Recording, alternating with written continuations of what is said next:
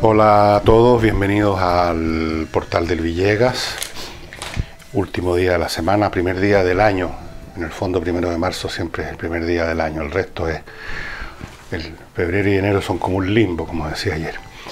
Y a propósito, para un pequeño tema, para salir rápidamente a otras cosas, ayer un señor, a propósito de lo que conversábamos sobre lo que pasó con esta humorista que le fue mal, y yo traté de dar una explicación en términos de que se constituyó virtualmente un cuerpo social de gente que normalmente no tiene oportunidades de constituirse con otros, y que eso era representativo del país, y que ese país, representado ahí por el público en la Quinta Vergara, había rechazado a la humorista porque no entró en sintonía con el territorio progresista que ella planteó y donde sus chistes son válidos dentro de ese territorio. Entonces un señor me ha escrito y me ha dicho que no es representativo ese público, que ese día actuaban dos cantantes románticos y ese es un público, y el público para eso es señoras, especialmente mayores de 35 años, etc. Bueno, es evidente que ahí tiene este señor razón en el sentido de que los eventos, las instituciones tienen mecanismos de selección natural. Quienes van ahí, quienes son parte de eso.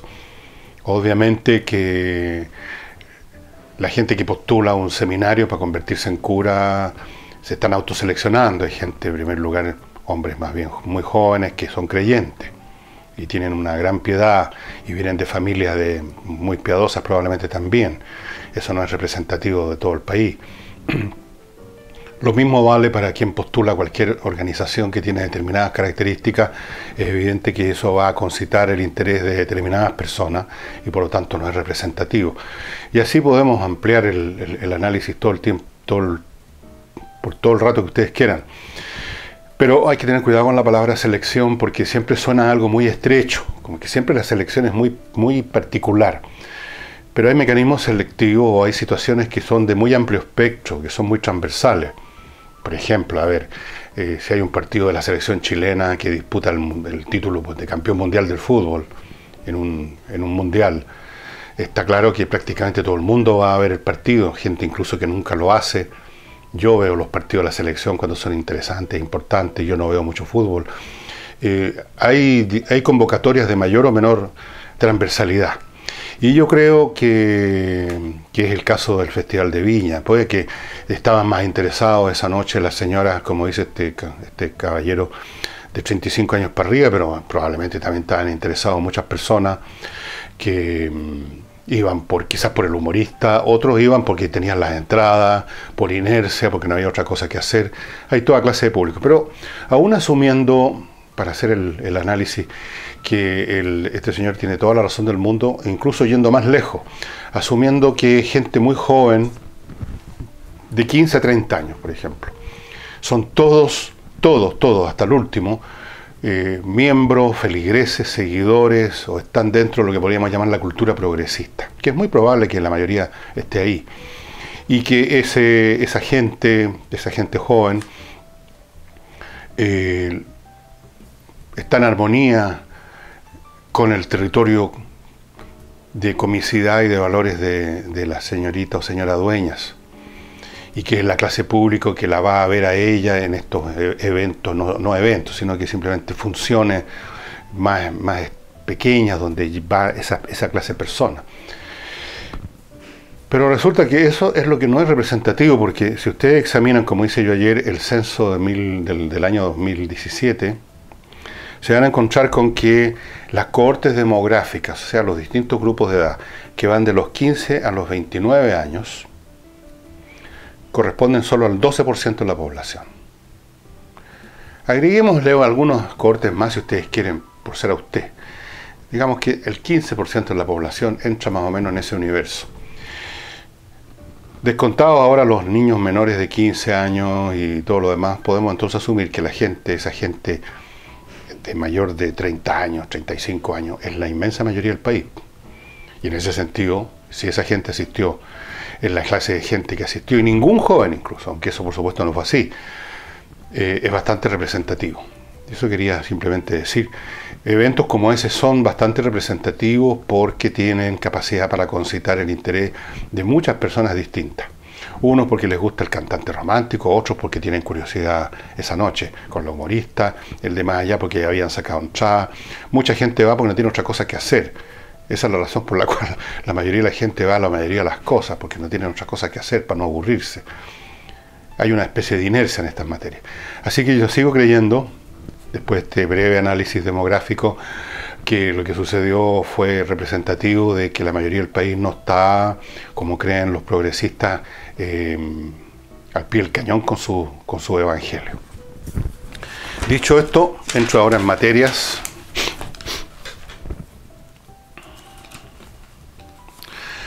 Como ustedes quizás sepan, voy a partir con un tema nacional.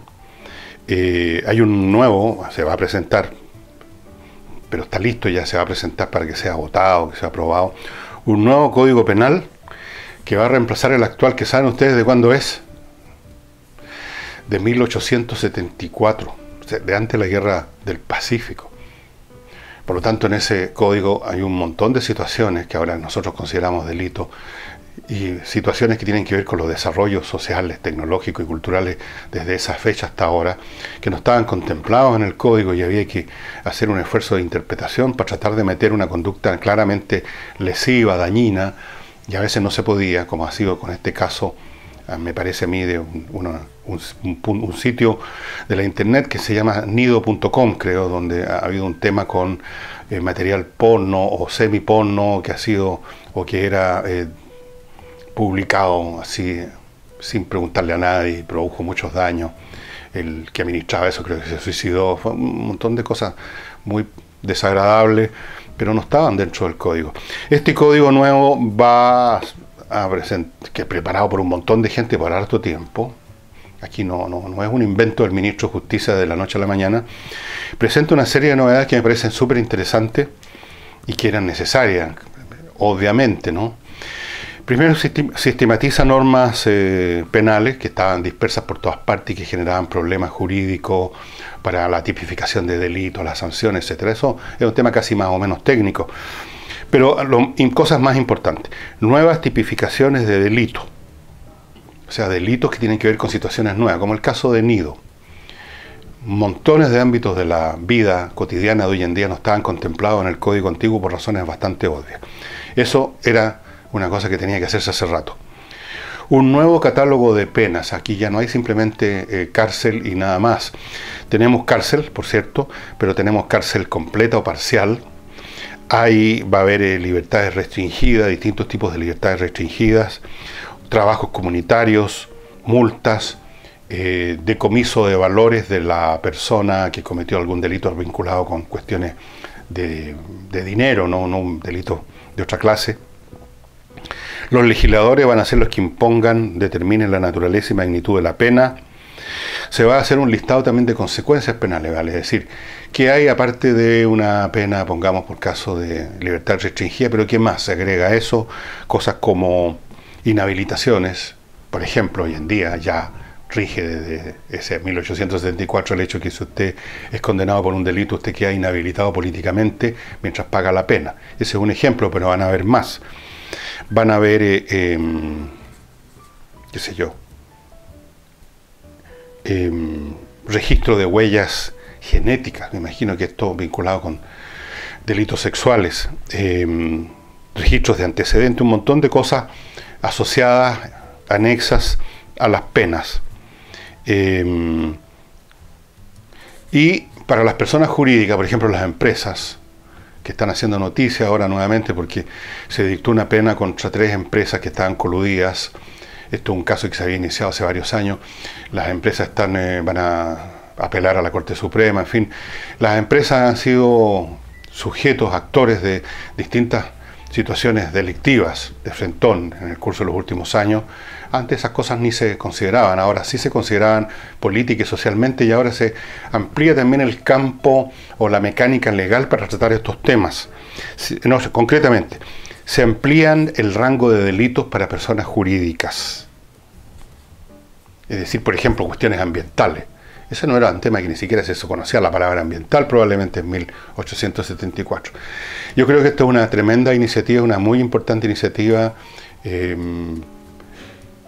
y espero que por supuesto, sigue discutiéndose un montón de cosas.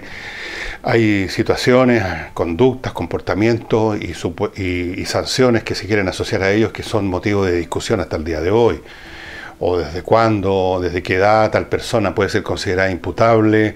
Hay muchos temas que se discuten y se van a seguir discutiendo, pero eventualmente va a salir un código nuevo al día, relativa, por lo menos mucho más al día que el de 1874. Eso me parece un importante avance. Eso sí que es progreso. Eso es progreso de verdad.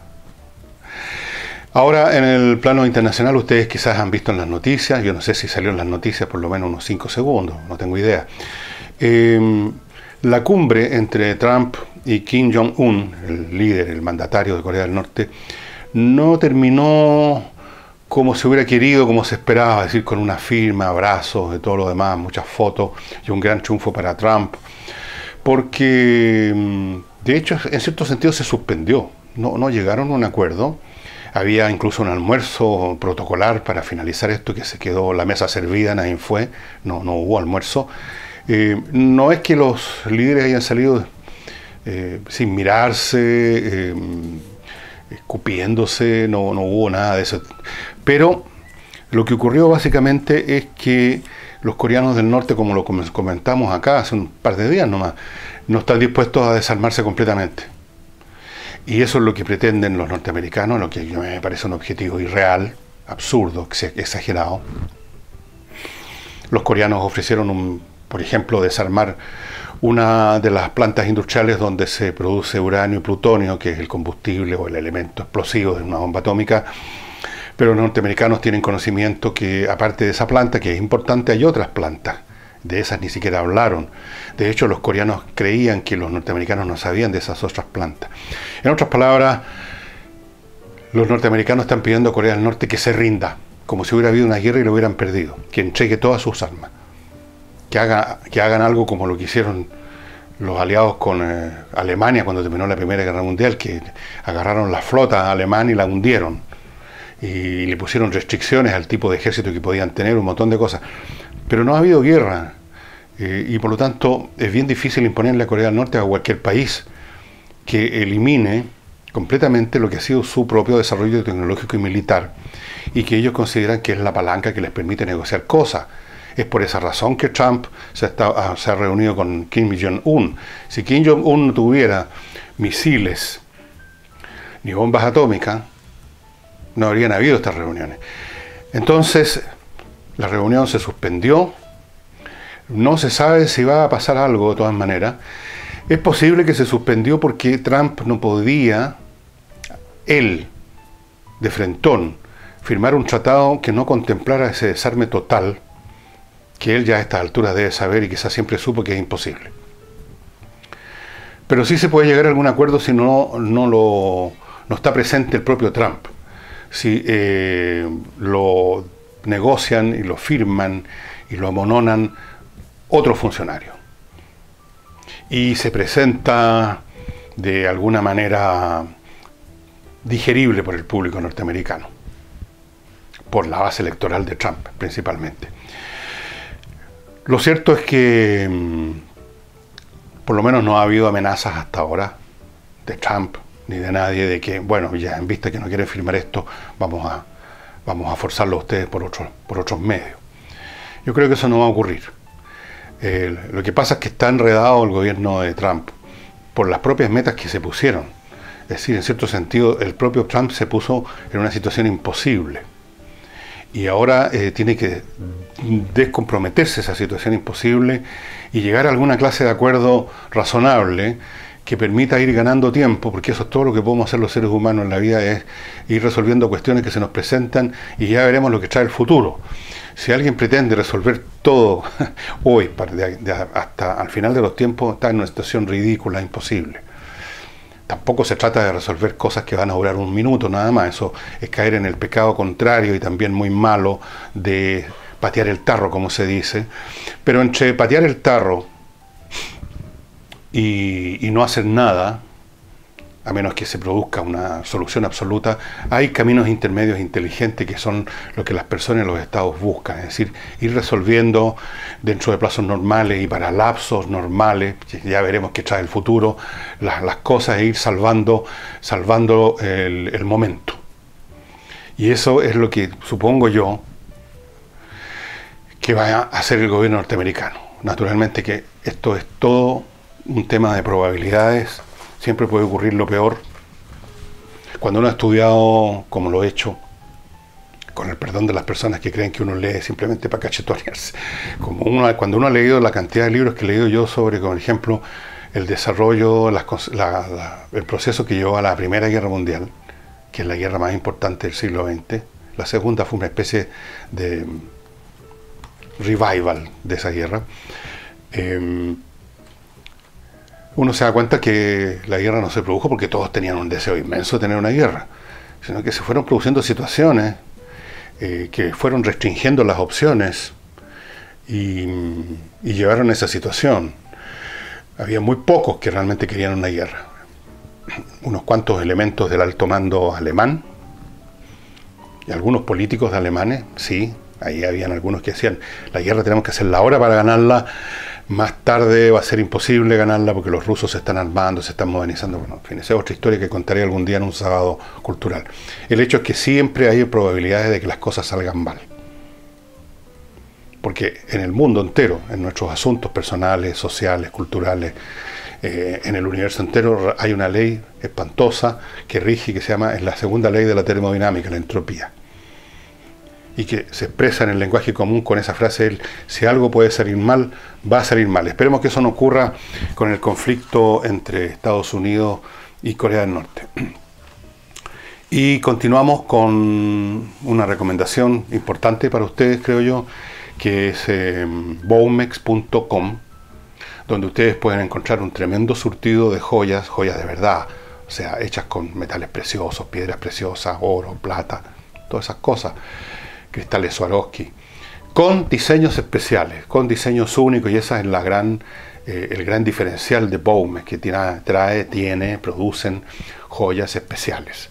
Y usted lo puede aquilatar, lo puede comprobar fácilmente entrando al sitio de baumex.com y viendo las fotografías de las joyas. Son realmente hermosas.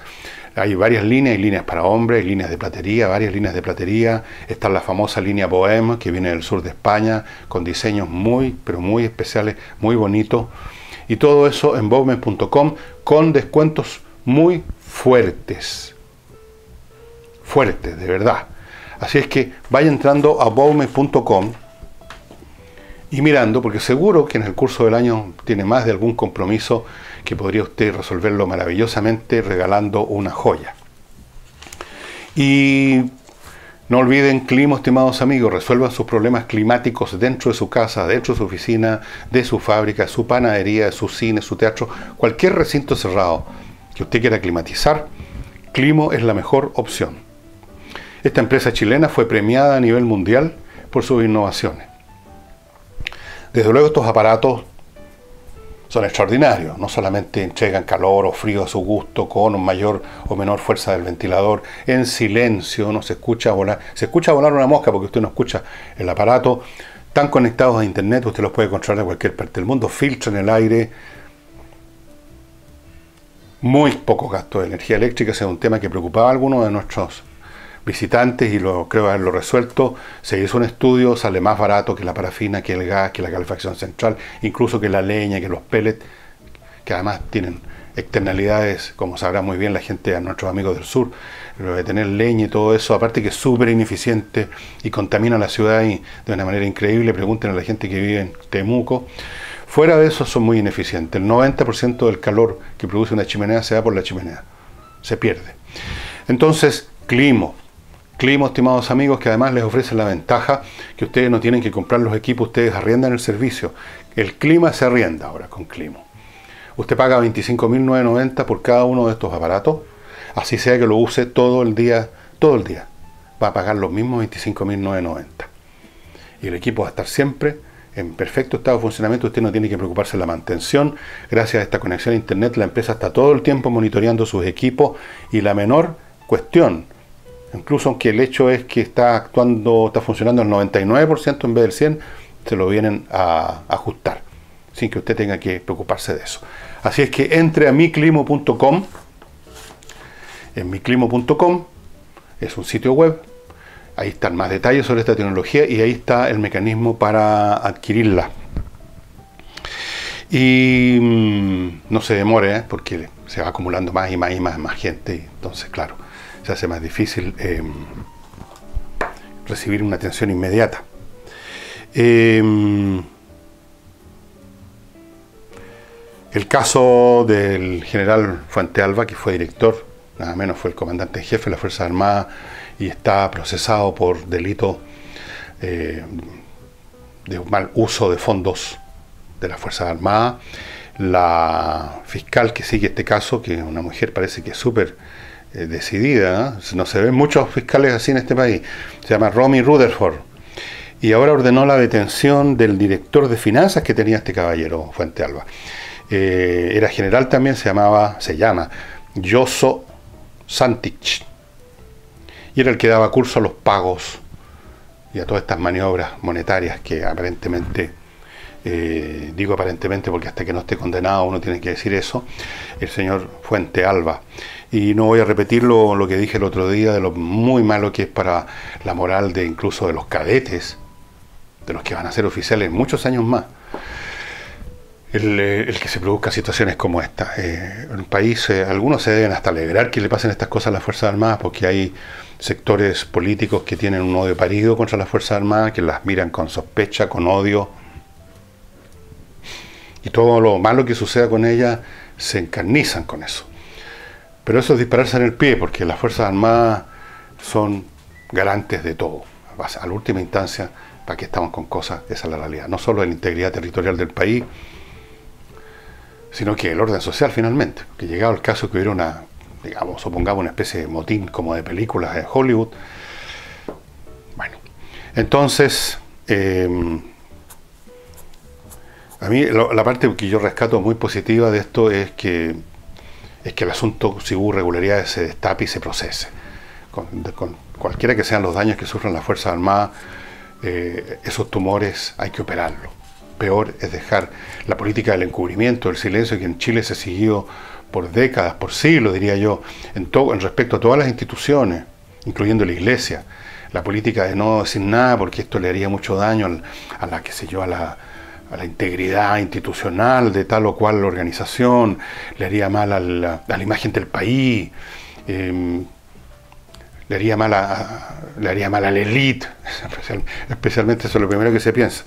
Bueno, puede ser que le hace mal, la Iglesia lo está pasando mal, la Iglesia Católica en Chile por las situaciones, pero peor, mucho peor, es dejar que estas cosas no se sepan, no se revelen, no se operen quirúrgicamente, porque incluso aunque nunca se lleguen a saber, aunque se produjera el milagro que nunca va a estallar el tumor, pero en peores condiciones. O, bueno, con una institución con un tumor pasa lo que con una persona con un tumor que no se opera, que se muere la organización. Se cae en pedazos. Y eso me parece a mí que es mucho peor que operarse, pasar por un tiempo difícil de recuperación, en cuidados intensivos, pero salir de ahí en buen estado de salud. Yo espero que eso es lo que suceda con las Fuerzas Armadas, desde luego también con Carabineros y con todas las instituciones. Yo no sé si con los municipios, que no es una institución, es una institución en términos generales, pero está formada por 300 y tantas entidades específicas, en la gran mayoría de las cuales yo creo reina la irregularidad. Porque les dejaron esa autonomía que es, como dije ayer, la ocasión que hace al ladrón.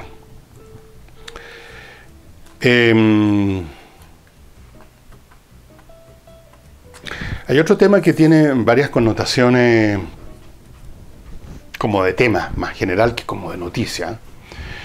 Fíjense ustedes que he estado mirando ayer, siguiendo el caso del conflicto o de la situación que se produjo entre Pakistán y la India, Como ustedes saben, ya les expliqué ayer, los indios se metieron un par de aviones para bombardear un supuesto campamento guerrillero que les ha hecho mucho daño a la India, pero que está instalado en una zona que controla Pakistán. Entonces derribaron 1 o 2 aviones los pakistaníes.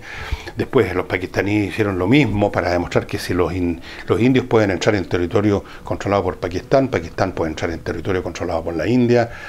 Y han tenido ya 3 guerras y los ánimos están muy calientes, pero qué interesante lo que está pasando.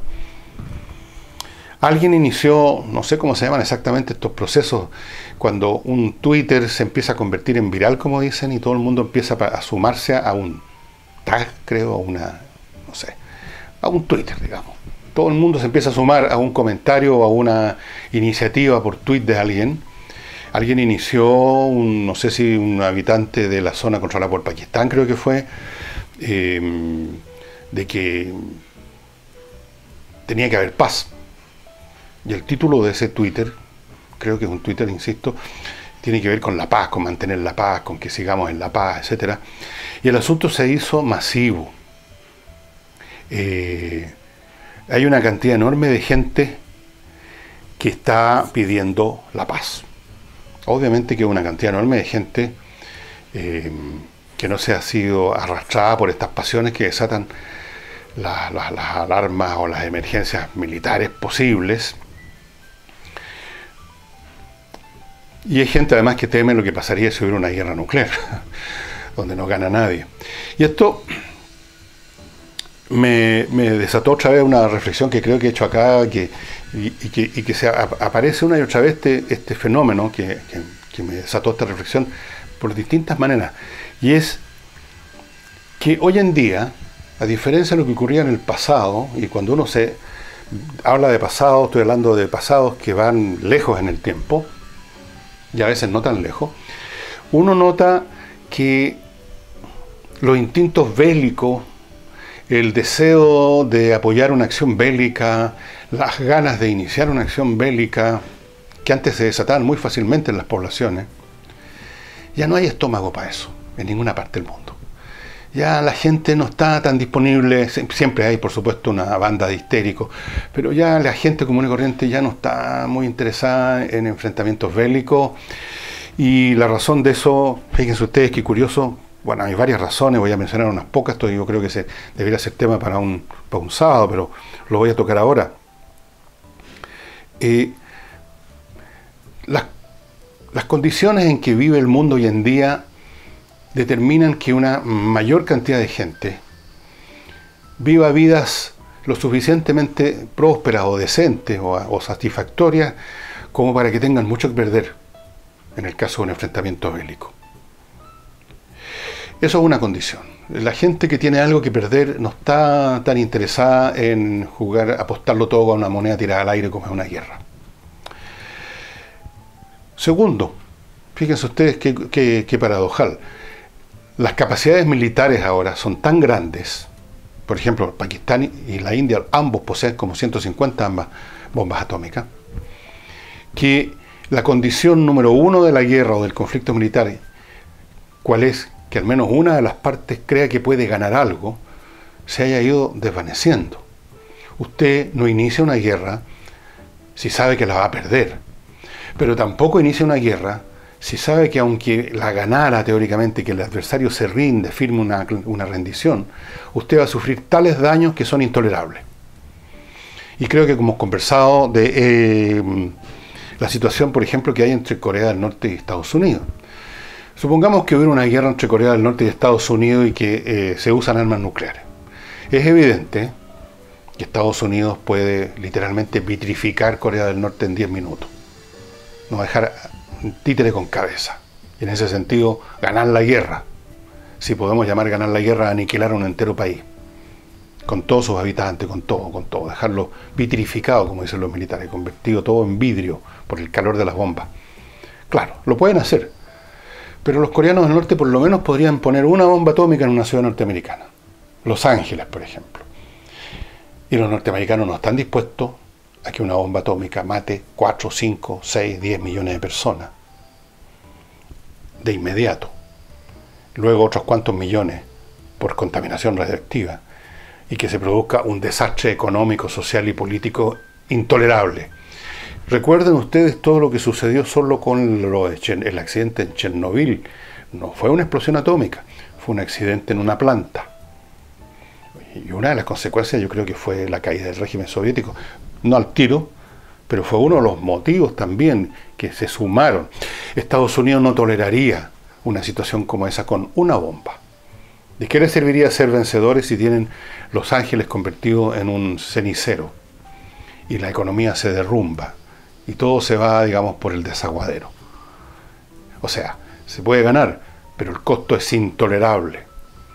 Para los pakistaníes y para los indios el costo de una guerra es intolerable. Incluso, aunque no usen armamento nuclear, dado el nivel de armamento que tienen, lo estuve mirando, las Fuerzas Armadas son poderosas en ambos países. Ese es otro factor, entonces. Nadie tiene ahora la posibilidad de calcular que van a ganar una guerra. Fue una razón por la cual no hubo guerra durante la Guerra Fría. Todos sabían que era destrucción mutua asegurada. Hay mucho más contacto mutuo entre las personas. Esto de las comunicaciones tiene efectos. No, desde luego el títer es algo que no existía antes. Los pueblos no se conocían mutuamente. No había manera de que los pakistanos y los indios se hubieran podido conectar para decirse que no queremos guerra con miles, con millones de personas. ¿Cómo se habrían podido conectar? ¿Mandando una carta por correo? Cada país en el pasado quedaba aislado en su nicho, hirviendo en su rabia, comiéndose, consumiendo todas las historias contadas por el gobierno sobre lo malo que eran los otros. Esas cosas ya no pasan. La gente se conecta de un lado a otro de la frontera. La gente viaja mucho más. Han estado en los países vecinos, han estado en muchos países. Entonces, ahí se demuele otra de las condiciones de un conflicto, condición que es válida hasta para un conflicto entre dos personas, y es cuando uno no conoce al otro. Cuando el otro es un objeto al cual uno le puede pegar todas las etiquetas malignas que quiera. Cuando el otro es una persona es mucho más difícil. Si usted conoce a una persona, si usted se ha tomado unos tragos con una persona, es muy difícil que usted se vaya a liar a puñetes con esa persona. ¿No es cierto? Bueno, por eso que cuando han habido guerras, los oficiales tratan de, pero por favor, por ningún motivo que se produzca esto que llaman confraternización entre las tropas. Porque una vez que uno conoce al enemigo, como ocurrió esa famosa noche de Navidad en la Primera Guerra Mundial, en que los soldados aliados y los soldados alemanes salieron de sus trincheras y se encontraron en la tierra de nadie, y después costó mucho reiniciar la guerra. ¿Cómo le va a disparar uno a un tipo con el cual ha estado conversando? Ese es otro factor. Entonces, no hay ilusiones de ganar guerra, porque la tecnología militar misma la ha hecho demasiado costosa y la ha puesto a disposición de todo el mundo. Esto ya no es el caso de antes, cuando llegaban, por ejemplo, los europeos a las sociedades asiáticas y hacían lo que querían, porque tenían acorazados, tenían rifles de repetición, ametralladoras Maxim, y los otros tenían arcos y flechas o unos mosquetones. Se acabó. Hay una cierta paridad militar, tecnológica, que por lo menos asegura que aún el triunfador va a sufrir daños intolerables. Y la gente viviendo en mejores condiciones, porque el mundo está progresando, señores y señoras. No crean ustedes esto, que el mundo va al desastre. La gente vive más años, come mejor, se viste mejor, tiene más esperanza, dispone de algunos servicios médicos, aunque sean malos. Antes no había ninguno. La gente se moría a los 25 años, a los 30 años. Un dolor de muela no se podía combatir. Entonces, en condiciones más decentes, la gente no está dispuesta a arriesgar tanto, no acumulan esas rabias tan poderosas, y uno ve en montones de eventos, tanto entre conflictos entre naciones, como entre personas, como entre grupos, que la facilidad que antes existía para inmediatamente llevar esto al terreno de la lucha física ha ido disminuyendo, pero aceleradamente. Así que uno lo ve en esto. O sea, de hecho, incluso ya los mandatarios de la China y la India se están mandando comunicación en el sentido que no, si nosotros no queremos guerra, no queremos escalar esto. Los pakistanos, hoy día viernes, devuelven al piloto que capturaron de uno de los MiG-21 de la India, aviones bastante anticuados, dicho sea paso, que derribaron. O sea, como un gesto de conciliación, conversemos, a ver qué pasó, qué tontera es esta. Vamos a un mundo donde la guerra existe todavía, y de hecho hay varios focos de guerra civil y cosas así, pero si ustedes ven el cuadro completo, se están haciendo cada vez menos posibles ese tipo de soluciones a los problemas, a los conflictos. Y yo creo que este es un tema súper interesante, el tema del futuro de la guerra, el tema del progreso de la humanidad. Yo creo que es un tema que podríamos conversar un día sábado. He estado estudiando el tema del progreso de la humanidad. Yo he tenido siempre la sensación de que, como decía un historiador británico del siglo XIX, si uno mira la historia en su conjunto, la palabra progreso está escrita con mayúsculas. Hablo del progreso de verdad, no del progresismo. Pero por supuesto es mucho más interesante cuando uno tiene datos, y estoy recabando datos interesantísimos en 25 o 30 variables acerca de cómo ha progresado la humanidad. Les voy a dar un solo dato interesante. En los años 80, y con esto termino el programa, en los años 80, el 50% de la población de la Tierra, la mitad de la población humana, vivía en extrema pobreza, es decir, definía esta como ganar más o menos $1,50 o menos al día. La mitad de la población mundial vivía en esa condición. ¿Saben cuánto es ahora? El 5%. Todavía es mucho, 5% de 6.000 millones, harta gente, pero es el 5%. Y no me cabe ninguna duda que va a ser 0% en unos años más. Hay muchos signos de progreso en las ciencias. Vean ustedes lo que ocurre con las tecnologías, es impresionante. Y las tecnologías nos han ayudado a vivir mejor en muchos sentidos. Esto de las comunicaciones, el Twitter, por ejemplo, que puede ser uno de los factores que impida un conflicto militar entre la India y Pakistán. Estas miles y miles y miles de personas, ya creo que iba cerca de 500.000 de personas ayer que se estaban sumando a ese Twitter, comunicándose pakistanos con los indios. ¿Qué es esta cuestión? No. Eso hace presión política, sin duda. De todas maneras, entonces lo vamos a dejar para algún sábado. Les agradezco mucho su atención. Muchas gracias a las personas que se sumaron ayer a Patreon. Se sumaron varias personas. Y a las personas que colaboran con nosotros de forma directa. Y este año que empieza hoy día, vamos a tener las novedades. Es probable que este programa se alargue. Lo vamos a hacer un poco más largo. Y es probable que también en la semana incorporemos un programa adicional en el día. Tenemos montones de planes para hacer esto más interesante para ustedes. Mientras tanto, muchas gracias y hasta mañana. Todavía estoy viendo qué voy a tocar mañana.